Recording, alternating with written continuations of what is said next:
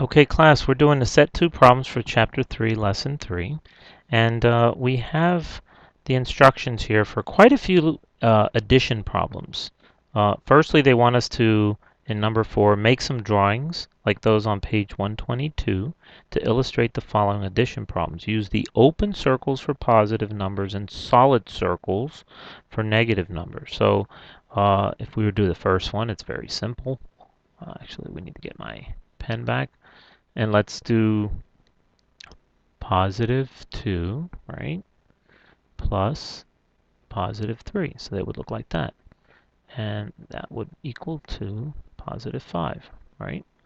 So we're doing it exactly, illustrating the problems as they showed us over here on page 122.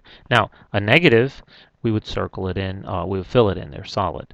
So we'd have negative 7, 1, 2, 3, 4, 5, 6, and 7, plus negative 1. That would be another solid one. Okay, negatives are solid.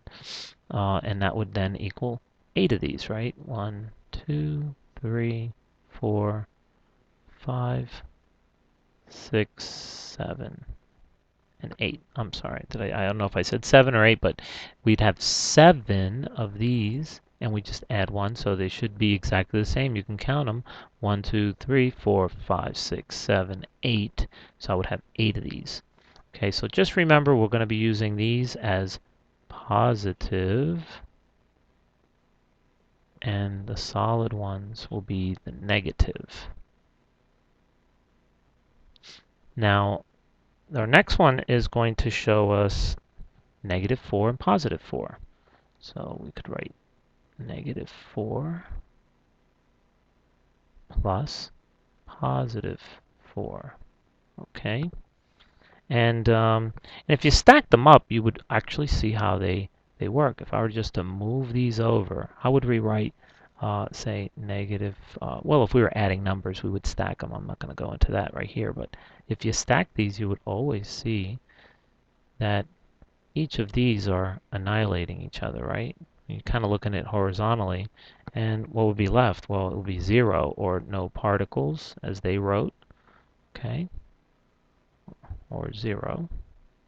All right, so that's just the stacking effect. Now, the stacking effect may work better here. Let's take a look. We have positive 6. Ooh, that's not a good circle. Okay, plus we have a negative 1. Okay, so if we just move this over to here and put that right underneath, right, what would we have left? Well, these guys are gone, and that leaves us with 5, right? 1, 2, 3, 4, 5, because we started with 6. We got rid of 1 because these two canceled each other out, or as they used, annihilate. Okay, and that gave us 5 particles. And we can do the same thing the other way. We have 1, 2, 3, plus negative 5. 1, 2, 3, 4, 5. See how quick they are? And once you start doing these things, they come a lot easier. Well, what would happen if I moved them over here? Right? And again, I'm just stacking them so you can kind of see what you end up with when you get rid of them, right? Now we have this one's getting rid of that one's gone, that one's gone. What am I left with? I'm left with negative 2 circles. Now if we're looking at these as numbers, we would have said, well, positive 3 and negative 5. Negative 5 is the bigger number. I'm taking away 3 of them, and that's going to leave me with negative 2. Okay, so that's number 4, and you move on to the next video for number 5.